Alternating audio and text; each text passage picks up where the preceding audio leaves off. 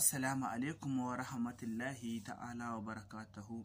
Jama'a na faɗin Nijar gabaki ɗaya, zan yi magana akan shugabanninmu na Nijar. Shugabanninmu na Nijar ya kamata a ce ku yi adalci. Ya kamata a ce ko mi za kai ka tausaya ma na ƙasa da kai. Sani Umar, wanga abu da ka yi kaga ka ci amanar Baba Tanja.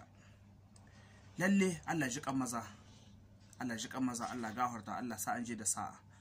Amma kar ka manta cin amana fa ba wani abun kwarai bane ba.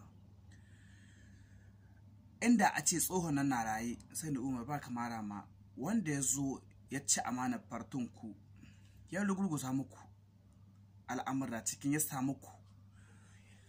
Yau tarayya bai kamata a ce ba, ko da a ce gabaki ɗaya jama'a faɗin Nijar gabaki ɗaya sun zo sun mara ma fartin tarayya, kai bai kamata ba ka je ka mara mishi, da saboda menene tarayya ita ta ci amanar fartinku.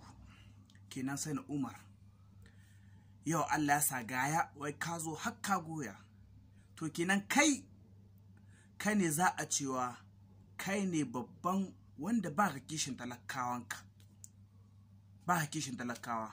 Da saboda menene yau inda Allah ya sa a ce kana kishin talakawan, kana kishin jam'iyyarka ta ci gaba, Sani Umar bai kamata a ce ka ɗauko wani agola wanda ya je ba ɗan ƙasa ba, kaga ana magudi za a bashi mulki ya je ya riƙa muku ƙasa, kai ka zo ka koma ka ce ka mara mishi.